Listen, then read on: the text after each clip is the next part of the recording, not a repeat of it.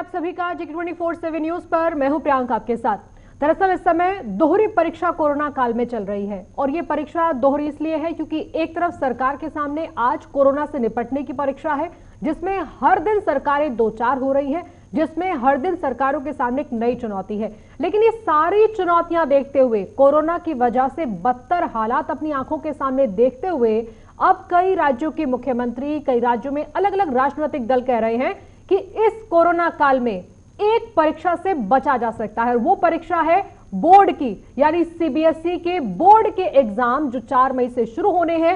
उनको लेकर अभी से राजनीतिक दल कह रहे हैं कि परीक्षाएं नहीं होनी चाहिए। हालांकि कुछ हद तक ये माना जा रहा है कि बोर्ड आने वाले कुछ ही दिन के अंदर इसे तारीखों को बदलकर एक फैसला ले सकता है, लेकिन परीक्षाएं टालने को लेकर गुहार लगाई जा रही है। अलग अलग एसोसिएशन है जो लेटर लिख रहे हैं, प्रधानमंत्री तक को पत्र लिखा गया है कि अब कोरोना काल में बच्चों को रहने दीजिए, बच्चों के बारे में सोचिए, कोई ऐसा तरीका निकालिए जिससे बच्चे ऑफलाइन एग्जाम भी ना दे और ये एग्जाम के जैसा ही हो। फिर ऑनलाइन सिस्टम भी उस तरीके से काम नहीं कर सकता जिससे एग्जाम हो, तो होगा क्या, इस पर बहुत ज्यादा मंथन हो रहा है।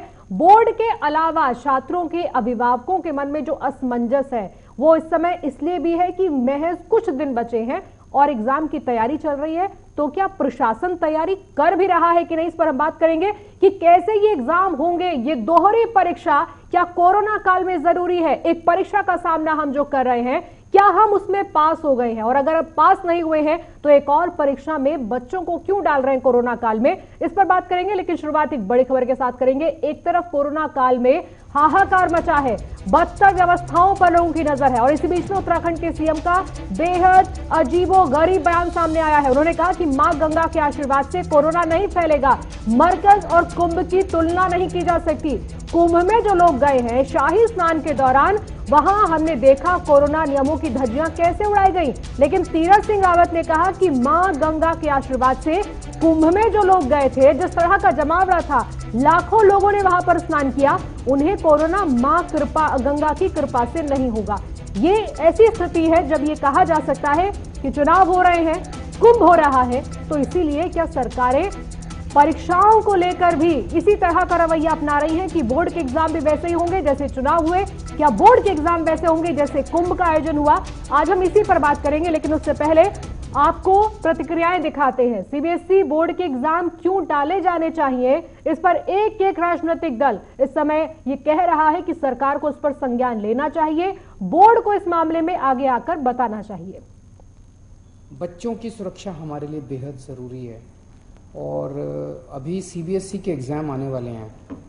6 लाख बच्चे दिल्ली में सीबीएसई के एग्ज़ाम में बैठेंगे। 1 लाख के करीब टीचर्स इसमें शामिल होंगे। ये बहुत बड़े हॉटस्पॉट्स बन सकते हैं, बहुत बड़े स्तर के ऊपर कोरोना फैल सकता है। बच्चों की ज़िंदगी, बच्चों की सेहत, बच्चों का स्वास्थ्य हमारे लिए बहुत ज़रूरी है।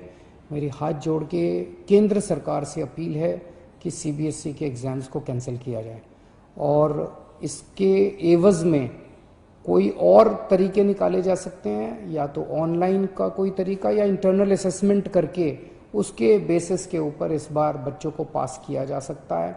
लेकिन सीबीएसई के एग्ज़ाम कैंसिल करने बहुत ज़रूरी हैं।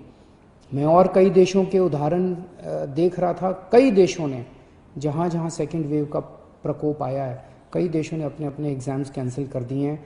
हमारे देश के अंदर कई राज्य सरकारों ने अपने अपने एग्ज़ाम्स कैंसिल कर दिए हैं। मेरी केंद्र सरकार से अपील है कि सीबीएसई के एग्ज़ाम्स कैंसिल किए जाएं। देश में जो कोरोना की दूसरी लहर आई है, ये बहुत खतरनाक है। इससे बहुत लोग प्रभावित हो रहे हैं।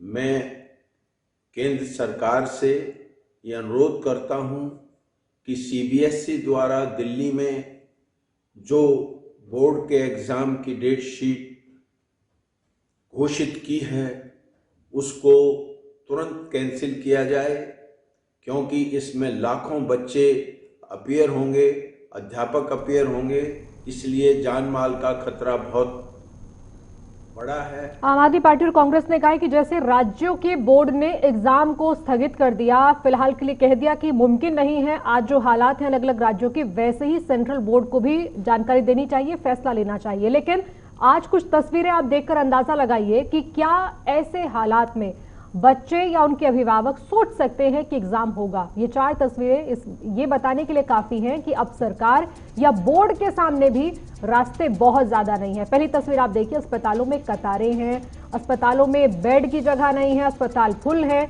शमशान घाट में वेटिंग है। ऐसे कई शमशान घाट हैं देश के अलग अलग राज्यों में जहां नंबर नहीं आ रहा है दाह संस्कार करने का। एक और तस्वीर आप देखिए जहां पर लॉकडाउन का खतरा है। महाराष्ट्र में, दिल्ली में, उत्तर प्रदेश में, कई राज्यों में, यहां तक कि मध्य प्रदेश, छत्तीसगढ़, गुजरात में, और इसी बीच में बोर्ड एग्जाम होंगे। ये एक सवाल है बहुत बड़ा, जिसको लेकर बच्चों से लेकर अभिभावक और राजनीतिक दल भी कह रहे हैं कि अब इसकी क्या जरूरत है। जब पिछली बार कोरोना काल में इतना हंगामा हुआ तब कुछ प्रतियोगी परीक्षाओं के एग्जाम्स कराए गए, लेकिन अब क्या पूरे देश से लाखों बच्चों को हम इस संकट में डाल सकते हैं? इसी पर हम बातचीत करेंगे।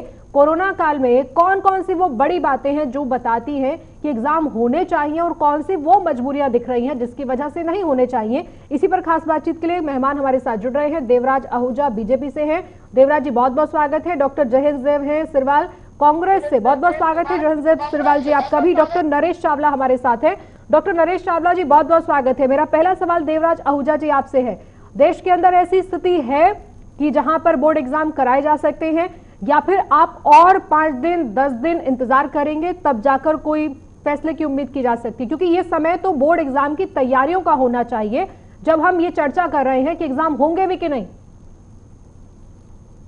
प्रियंका जी, आपका बिल्कुल क्वेश्चन जो जायज भी है, और इस समय जो कोरोना की जो स्थिति है वो बड़ी विस्फोटक है, इसमें कोई शक नहीं है। आज पूरे हिंदुस्तान में कहीं लॉकडाउन की समस्या हो रही है, कहीं केसेस बढ़ रहे हैं, लाखों के जो है रोज के केसेस सामने जो देखने में आ रहे हैं। आज स्थिति जो है बच्चों के लिए, स्टूडेंट्स के लिए, खासकर जो सीबीएसई के स्टूडेंट्स हैं उनके लिए बड़ी जो है खतरनाक स्थिति हो चुकी है। एक तरफ वो तैयारी भी कर रहे हैं, एक तरफ उनका एग्जाम्स के ऊपर प्रेशर भी है।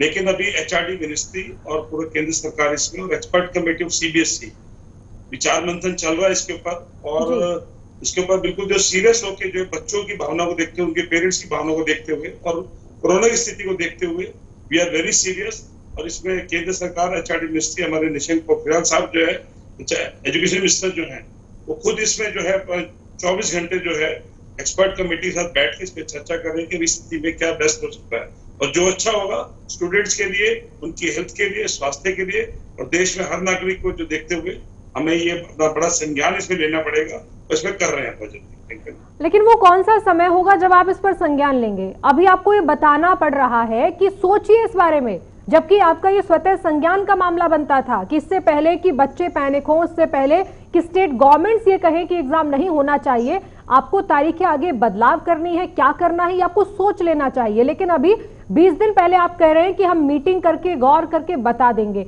या तो आप कोई व्यवस्था देख रहे हैं कि कैसे एग्जाम होगा, या फिर आप गंभीरता उस मसले पर नहीं दिखा रहे जिस पर दिखानी चाहिए।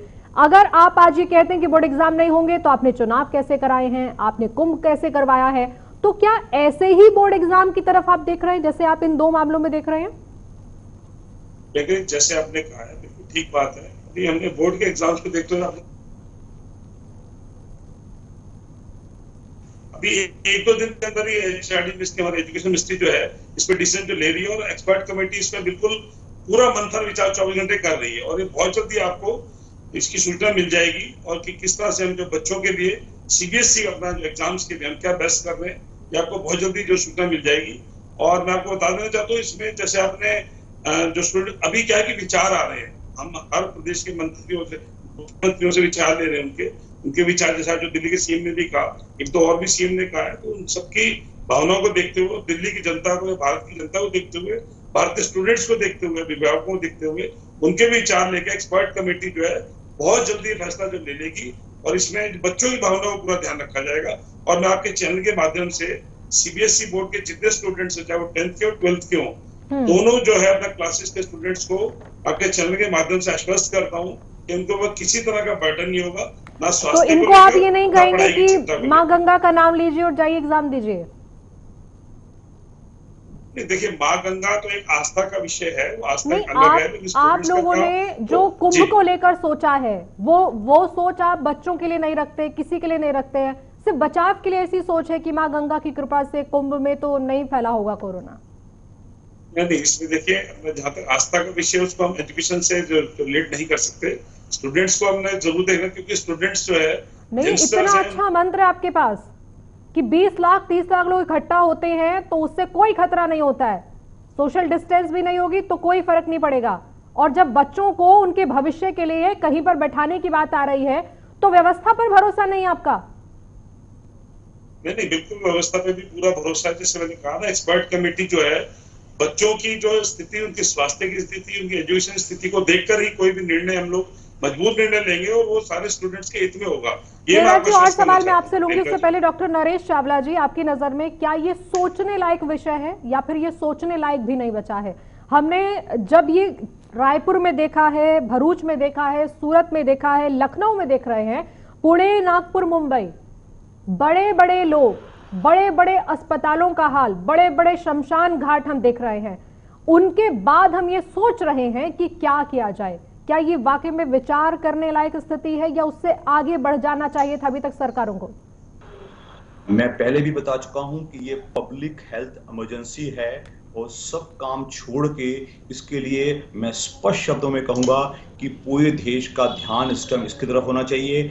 All political gatherings, all religious gatherings को जितना कम किया जाए, उसी तहत जो बच्चों का इकट्ठा होना एग्जाम्स के लिए, चाहे एग्जाम्स वर्चुअल हो जाएं, फिजिकल एग्जाम्स आज की स्थिति में पॉसिबल नहीं है, तो उसके लिए जितनी जल्द, आफ्टर ऑल जो बच्चा एग्जाम की तैयारी कर रहा होता है वो हमारे बच्चे हैं, हम सब के बच्चे हैं, तो उनके वो किस स्ट्रेस से गुजर रहे होते हैं, किस किस्म का तनाव से गुजर रहे होते हैं, उनको पता नहीं होता कि कल क्या होने वाला है, तो उनको जल्दी से जल्दी आश्वस्त किया जाए ताकि उनको पता हो वो कितने लेवल की तैयारी करें। मेरा एग्जाम अगर कल है तो मेरी एक तैयारी होती है, मेरी एग्जाम अगर 1 महीने बाद होता है तो मेरी दूसरी तैयारी होती है। तो उसके लिए ये फैसला हमारी सरकार को बहुत जल्द लेना चाहिए। लेकिन जैसा कोरोना का विस्फोटक आज की तारीख में स्थिति चल रही है, बच्चों के मानसिक स्वास्थ्य को देखते हुए, बच्चों के आने वाली जिंदगी और करियर को देखते हुए ये फैसला हमें जल्द करना चाहिए। और जहां तक कोरोना की ओवरऑल स्थिति के बारे में बयान दिया जाए तो स्पष्ट पहले भी कहा जा चुका है, स्थिति काफी खराब है, 2.25 लाख केस के आसपास हो चुके हैं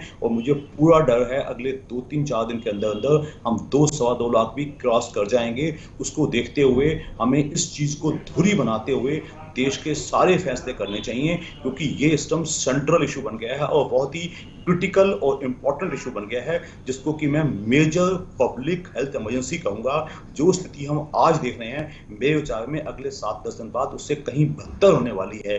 तो स्थिति है, ये बहुत ही डायनेमिक स्थिति होनी पड़ेगी।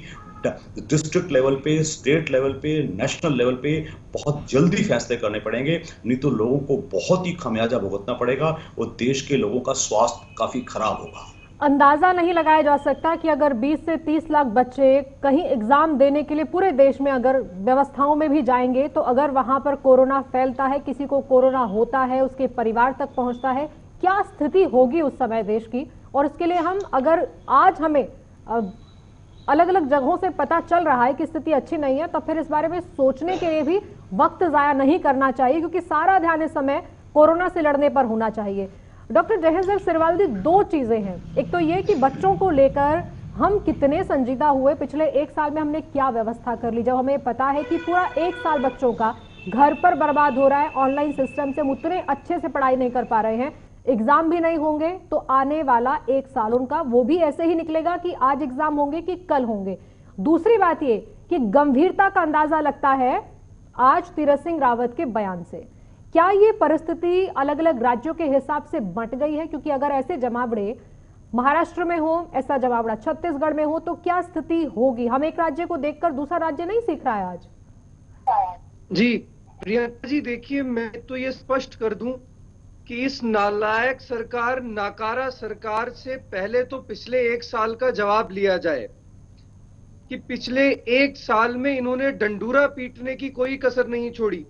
21 दिन का युद्ध लड़ने चले थे ये, इनसे तो 1.5 साल में कुछ नहीं बन पाया। वो इसलिए नहीं बन पाया कि ये अहंकार के नशे में चूर हैं, ये टिप्पणी सुनना बर्दाश्त ही नहीं करते हैं। 3 दिन पहले आदरणीय राहुल गांधी जी ने एक लेटर के माध्यम से, सोशल मीडिया के माध्यम से सरकार से रिक्वेस्ट की और रिक्वेस्ट में ये कहा कि हमें देश में टेस्टिंग बढ़ानी चाहिए, प्रोडक्शन बढ़ानी चाहिए, जिस पर कल नहीं परसों जो है सरकार ने फाइनली ये चीज मानी कि हाँ, देश में प्रोडक्शन बढ़ाने की जरूरत है, क्योंकि ये समय मेरे हिसाब से राजनीति से ज्यादा जो है देश के बारे में तो आपने सोचने राजनीति का से है। ही की ना, आप देश कहाँ के- निकले राजनीति से बाहर? आपने तो सारी भूमिका राजनीति में जी, ऐसे देख- घोल घोल कर बनाई कि कोई बात ही नहीं बची इसके अलावा। पिछले एक साल में मैनेजमेंट पर स्टेट की सरकारों की जिम्मेदारी भी थी और आज सबसे ज्यादा स्टेट्स के हाथ में ये पावर है कि आपको क्या करना है। उसके बाद भी आप अपने राज्यों की स्थिति देख रहे हैं, इस समय कैसी है? महाराष्ट्र की स्थिति आप देख रहे हैं, अपने छत्तीसगढ़ राज्य का या हाल देख किसी रहे हैं। और के राज्य, जी अपने राज्य या किसी और के राज्य की बात नहीं है। हम में से प्रत्येक देश का नागरिक देश के प्रत्येक राज्य के लिए चिंतित है, देश के प्रत्येक नागरिक के लिए चिंतित है। ऐसी कोई बात नहीं है कि अगर कहीं पर भाजपा शासित राज्य है तो वहां पर कोई मर रहा है तो किसी को खुशी होगी। उतना ही दुख होता है जितना कहीं कांग्रेस शासित राज्य में किसी के मरने पर होता है। इंसानियत का मसला है। हम यकीनन एक जंग लड़ रहे हैं, हमारा देश बुरे दौर से लड़ रहा है। मैंने ये रिक्वेस्ट की, ये बात स्पष्ट की कि ये वक्त जो है सरकार को चीजें गंभीरता से लेने का है, केवल अपनी पब्लिसिटी करने का वक्त नहीं है। हम विश्व गुरु बनने के चक्कर में हमारे यहाँ अभी तक 20% पॉपुलेशन को भी टीका नहीं लग रहा है और हम अपने पड़ोसी देशों को बाकी जगह पे वैक्सीनेशन बांटते फिर रहे हैं। ये कहाँ की समझदारी है, कहाँ की अक्लमंदी है? मोदी जी ने अपनी पिछले दिनों जो रात को 8 बजे आके मनगढ़ंत मन की बात करते हैं, सुनना तो कोई वो पसंद करता नहीं है, उसमें आके कहते हैं कि अब 45 वर्ष से ऊपर के जो व्यक्ति हैं उनको हम टीका लगाएंगे। यंगिस्तान कहा जाने वाला भारत, यंगिस्तान के नाम पे वोट लेने वाली भारतीय जनता पार्टी, ज्यादा रिस्क है उसको पहले लगाना चाहिए कि सबकी प्रायोरिटी होनी चाहिए एक साथ? जी रिस्क लेने की बात ही नहीं है। मैंने स्पष्ट किया कि एक जिस तरफ आप देश कहते में हैं टीका नहीं है, पॉपुलेशन फिर देखिए, कहते हैं सबको क्यों नहीं लगाया? पॉपुलेशन देखिए, आप पॉपुलेशन देखिए। मैंने नहीं, आप ही कहते हैं ना परसों हमें भी तो टीका लगाने के लिए मिल ही नहीं रही वैक्सीन, तो सबको कैसे लगाएंगे फिर? अरे कहाँ मिल रही? तो इनको बाहर देशों में बांटने को कौन कह रहा है? पहले अपने देश में बांटिए, अपने देश के नागरिकों को पहले स्वस्थ करिए, ठीक है। पहले घर तो संभालिए, जयहिंद फिर सिंह पड़ोस को जी, संभालने अब के लिए दूसरी तरफ जाइए। जा रहे हैं। ये बच्चे वो हैं जिनको वैक्सीन नहीं लगी है, न जाने अभी कब इसकी शुरुआत होगी। आप अपने राज्य की व्यवस्था को क्या एग्जाम अगर होते हैं तो वैसी बेहतर पाते हैं, या आपको लगता है कि सबसे ज्यादा स्थिति जो इस समय खराब है महाराष्ट्र की, वहां की सरकार तो ये रिस्क नहीं लेगी, व्यवस्था के नाम पर भी नहीं? जी देखिए, किसी भी राज्य की जो जिम्मेदार सरकार होगी वो इस समय पे कहीं पर भी ऐसा रिस्क नहीं लेगी। ये तो विडंबना है इस देश की कि ऐसा प्रधानमंत्री मिला हुआ है जो परवाह नहीं करता है चीजों की। देखिए, कुंभ के मेले के साथ जितनी आस्था आपकी जुड़ी हुई है उतनी ही आस्था मेरी भी जुड़ी हुई है। गंगा माँ के साथ जितनी आस्था आपकी कुंभ जुड़ी तो हुई है हरिद्वार उतनी ही में हो मेरी रहा है, भी जुड़ी उत्तराखंड हुई में। है। महाराष्ट्र में क्या हो रहा है? महाराष्ट्र में कुंभ है, चुनाव है, एग्जाम है, क्या चल रहा है महाराष्ट्र में? मैं आपको स्पष्ट कर रहा हूं, मैंने पहले भी कहा कि देश का जिम्मेदार नागरिक होने के नाते मुझे देश के प्रत्येक नागरिक की चिंता है। मुझे नहीं लगता, मेरे लिए आपकी हर एक बातों से राज्य मुझे का लगता है नागरिक सिर्फ important आपको प्रधानमंत्री की चिंता है। आपको देश की चिंता होती तो आप शायद ये बताते कि देखिए हमारे यहाँ महाराष्ट्र में हमें तो अच्छी स्थिति नहीं लगती है, आप लोग भी बाकी राज्यों में संभल जाइए। आप कह रहे नहीं जी 2020 की बात करिए, नहीं जी लॉकडाउन की बात करिए, नहीं 8 बजे की बात करिए, कुंभ की बात करिए, बट उस समस्या की बात मत करिए जिससे बाकी राज्य सीख सकते हैं। बाकी राज्यों को पंजाब से सीखना चाहिए, बाकी राज्यों को छत्तीसगढ़ से सीखना चाहिए, रायपुर कई से, सारी जगहों पे ऐसे स्टेप, छत्तीसगढ़ के रायपुर से ऐसे सीखें, steps- सरकारी अस्पताल से सीखें, वहां के खंडरों में पड़ी लाशों से सीखें, किससे सीखें? जी ये सवाल आप देश के हेल्थ मिनिस्टर से भी कर सकते हैं। आप लोग क्यों नहीं कमांड देते हैं? प्रधानमंत्री आप डोंगी लोग क्यों योजना, नहीं चिट्ठी लिखते हैं कि आपके हाथ से मामला निकल रहा है, कोरोना चिट्ठियां आउट ऑफ लिखी, कंट्रोल 1000 है? चिट्ठियां क्यों लिखी, नहीं कहते कि हजारों सेंट्रल गवर्नमेंट चिट्ठियां आपकी राज्य मदद करे? सरकार, आप कहते हैं कि हमसे हजारों बेहतर मैनेज चिट्ठियां करने वाले प्रधानमंत्री हजारों कैसे हो सकते हैं? प्रियंका जी, हजारों चिट्ठियां राज्य सरकार रोज केंद्र सरकार को लिख रही है। इस केंद्र अभी सरकार आप को कह रहे हैं कि पब्लिसिटी इससे से ज्यादा फुर्सत मिले नकारा तब ना। सरकार नहीं थी, और फिर आप कह रहे हैं कि हम उसी सरकार से मदद चाहते हैं। दोनों चीज एक साथ कैसे चलेंगी? जी ये सरकार हमारे देश की देवराज सरकार जी, है। जल्दी से जवाब दीजिए इस प्रधानमंत्री बात से का। उम्मीद नहीं लगाए तो किससे लगाए? देवराज जी आप बताइए कैसी जरा। बात कर रही हैं? प्रधानमंत्री से उम्मीद प्रियंका न जी। लगाएं तो किससे लगाएं? अभी आपने कहा कि इससे ज्यादा नालायक सरकार नहीं है, फिर नालायकों के भरोसे आप अपने राज्य को कैसे संभाल लेंगे? मजबूरी देवराज है, जी जवाब दीजिए। मजबूरी है इस प्रियंका जी, नालायक आप ये प्रधानमंत्री देखिए, मजबूरी से में तो मदद कम से मांगना। कम क्योंकि ये उम्मीद अगर प्रधानमंत्री किसी से लगा रहे हैं तो उम्मीद तक तो रुकिए, आप तो उस पर जवाब भी नहीं लेने दे रहे। देवराज जी जवाब दीजिए इस बात का। अरे 1.5 साल से देश के नागरिक उम्मीद लगा ये के पहले बैठे चुप होंगे तभी मैं थे, जवाब जब ये दे पाऊंगा। तालियां बजवा रहे थे, ठीक है, तालियां सुन लीजिए बजवा रहे सरदार जी, एक बार जवाब सुन लीजिए। चलिए, देवराज जी आपने बोलिए।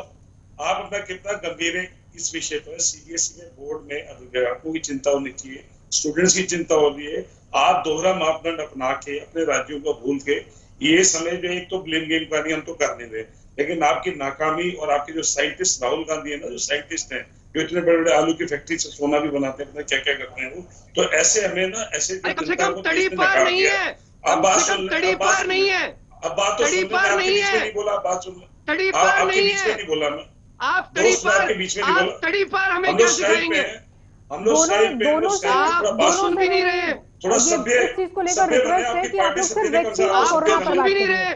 हमने आपको चिट्ठी आपकी लिखकर देवराज पार्टी देश जी के सभ्य आप लिए भी आप और तो सिरवाल जी सभ्यता- आप भी नहीं, ऐसे नहीं। 5 मिनट सिर्फ बाकी हैं, डॉक्टर से सवाल लेना, नरेश चावला जी को बोलना है, सिर्फ और सिर्फ कोरोना पर बात करिए और जल्दी से जवाब दीजिए देवराज जी। जी प्रियंका जी, मैं ये आपसे कहना चाह रहा था कि हम लोग बहुत गंभीर हैं इसमें। इस समय अभिभावकों की और स्टूडेंट्स की, खास करके जो दोहरी अपना जो मानसिकता से परेशान है इस समय, दोहरी उनका जो है उनके लिए परीक्षा हो रही है, बोर्ड की परीक्षा भी है, उसके लिए हम क्या बेस्ट कर सकते हैं। हमारा विचार मंथन शिक्षा मंत्रालय बहुत गंभीरता से पूरी अपना एक्सपर्टाइज कमेटी, उसमें एजुकेशन से लेके और सीबीएसई तक हमने पूरे, और सबके विचार भी ले रहे हैं हम लोग, पूरे जो है प्रदेशों के मुख्यमंत्री, चाहे वो कांग्रेस का हो बीजेपी का हो, हम इसमें कोई ब्लेम, स्टूडेंट्स जो है वो हर स्टेट के लिए हमारे लिए बराबर देश का नागरिक है, हमें उसके लिए चिंता करनी चाहिए। और इस समय ब्लेम गेम का ना करके मेरे दोस्त, आप केवल मात्र जो है स्टूडेंट्स की चिंता करें। क्या अगर एक्सपर्ट कोई आपके हैं तो उसमें सुझाव दे सकते हैं, लेकिन पॉजिटिव। अगर आप ब्लेम गेम करके, जो मोदी जी की बात, मोदी जी कभी भी मन की बात करते हैं ना तो पूरा एक्सपर्ट पूरा होमवर्क करते हैं, सबसे सलाह लेके बात करके देवराज करते जी हैं। बहुत अच्छी बात आपने कही, नेता लेकिन की एक तरह सवाल का इसमें जवाब blame नहीं ना दिया। करें। जो कांग्रेस आपसे जी। पूछ रही है, या तमाम लोग जो आज कोरोना की चपेट में फिर से आ रहे हैं, वो ये पूछ रहे हैं कि जब हम लोग कोरोना का पीक जाने के बाद ये सोच रहे थे कि सब अच्छा हो रहा है, तो आप लोग क्या कर रहे थे उस समय? क्योंकि आज जो आप गंभीरता दिखाना चाहते हैं वो ग्राउंड पर गंभीरता नहीं दिखती है। लोग भरोसा करने को तैयार नहीं है कि आप जो बोल रहे हैं अस्पताल में जाकर टेस्ट होगा कि नहीं होगा। निजी अस्पतालों में टेस्ट बंद हो रहे हैं, ये आपके मंत्री कह रहे हैं। आप ये देखिए, हमारी केंद्र सरकार इतना सीरियस है कि हमने आज जो विदेशों के भी जो वैक्सीनेशन को मंजूरी दी है, चाहे वो स्पुतनिक की बात हो, फाइबर की बात हो, मॉडर्ना की बात हो, हम लोग ज्यादा से ज्यादा टेस्टिंग किट से लेकर वैक्सीनेशन बढ़ाना चाह रहे हैं। देश की जनता हमारे सर्वोपरि है। देश भारत में किसी भी राज्य आपके की मंत्री कोई झूठ सरकार बोल हो, रहे हैं, लखनऊ हमें में निजी अस्पतालों में टेस्टिंग नहीं करने दी जा रही है। नहीं, वो देखिए एक आध का मैं अपना कह नहीं सकता, मेरे पास जानकारी नहीं है। आप कह रही हैं तो बिल्कुल ठीक है। सुबह लखनऊ से में शाम भी हो गई हम इस अपना, खबर को हड़कंप मचते हुए लेटर लिखा ब्रजेश पाठक नहीं, ने, और योगी जी ने इस बात को बड़ा लखनऊ सीरियस को नहीं लेकर लिया। उन्होंने आज कहा की कि बात- कभी भी लॉकडाउन लगाना पड़ेगा अगर यही हालत रही। डॉक्टर नरेश आज की चावला जी, बात- एक सवाल मेरा आपसे है, जो इस समय ग्राउंड पर स्थिति दिखाई जाती है, कागज में देखेंगे तो बहुत अच्छी है, कागज में ना ज्यादा मौतें होती हैं, ना ज्यादा लोग कोरोना से परेशान हैं, ना ज्यादा कहीं उल्लंघन होता है, बहुत अच्छा है। लेकिन जब हम 4 से 5 शहरों को देखते हैं, भरूच को देखते हैं, सूरत को देखते हैं, नागपुर देखिए, पुणे देखिए, लखनऊ देख लीजिए, रायपुर देखिए, अब गिनती बढ़ती जा रही है हर रोज। क्यों हम उन प्रैक्टिकल इस बारे में हम नहीं सोच पा रहे हैं कि जो असल में है वो तस्वीर आप अगर उतनी गंभीरता से बताएंगे और खुद भी पालन करेंगे उन प्रोटोकॉल का, तो लोग मानेंगे। लोगों के ना मानने की वजह ये गंभीरता का गिरता स्तर तो नहीं है कहीं?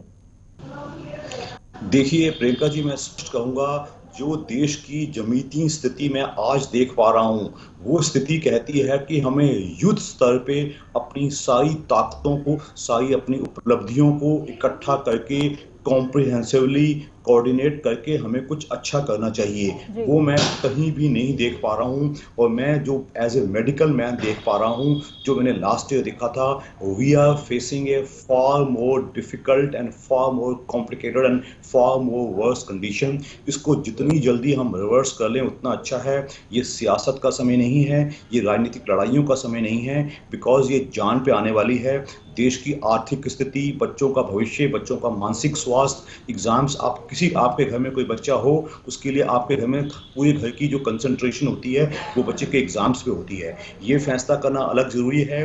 सारी ताकतों को, हॉस्पिटल बेड्स को, डॉक्टर्स की ताकत को कोऑर्डिनेट करना, इंडियन मेडिकल एसोसिएशन के हमारे 3.5 लाख डॉक्टर लगे हुए हैं, उनको इकट्ठा करना, एनजीओज को इकट्ठा करना। इस टाइम अगर हमने ये नहीं किया तो अगले 2 या 3 हफ्ते में जो कोरोना का ये सेकंड फेज चल रहा है, सेकंड वेव चल रहा है, इसका पीक आने वाला है। वो पीक कितना बुरा होगा और कितना नुकसान किया, हम भी सोच के डरते हैं। लेकिन हम तो अब यही चाहते हैं, लेकिन जो मैं जमीनी स्थिति देख रहा हूँ कि आम जन के लेवल पे भी और डिस्ट्रिक्ट एडमिनिस्ट्रेशन और सरकारों के लेवल पे उतनी सीरियसनेस नहीं देखी जा रही। धीरे धीरे हम अपने हाथों से स्थिति को बिगाड़ रहे हैं, वो धीरे धीरे बिगड़ती ही जा रही है। जितना हम उसको बिगड़ने देंगे उतना ही उसको रिवर्स करना मुश्किल होगा। बिल्कुल डॉक्टर नरेश शारदा जी, डॉक्टर जहेंद्र सिरवल जी और देवराज आहूजा जी, आज वक्त इतनी इजाजत दे रहा है। आप तीनों का बहुत बहुत शुक्रिया कि आप लोग इस कार्यक्रम में आए, हमारे तमाम दर्शकों को उन सवालों के जवाब आपने दिए जिसमें इस समय अगर कुछ चिंताजनक है तो अगर आप हर 10 दिन बाद जो आंकड़ा देखेंगे वो डराने वाला है। और डरा वो इसलिए रहा है कि हम उतनी तैयारी से नहीं बैठे हैं जितनी तेजी से कोरोना फैल रहा है। WHO ने साफ तौर पर यह कहा है कि लगता नहीं दुनिया से जल्द ही कोरोना जाने वाला है, यानी लंबे समय तक। और वो समय कब तक चलेगा, जब तक कोरोना ऐसा कहर बर पाएगा, ये आने वाले कुछ दिन तय करेंगे। क्योंकि अब जैसे जैसे आने वाले समय में वेडिंग सीजन शुरू होगा या बच्चों के एग्जाम को लेकर अगर फैसला टालने वाला नहीं होता तो स्थिति क्या होगी आप अंदाजा लगा सकते हैं। एक तरफ सरकार की तैयारी, लेकिन उस पर अब अव्यवस्थाएं भारी पड़ रही हैं। फिलहाल के लिए इतना ही। नमस्कार।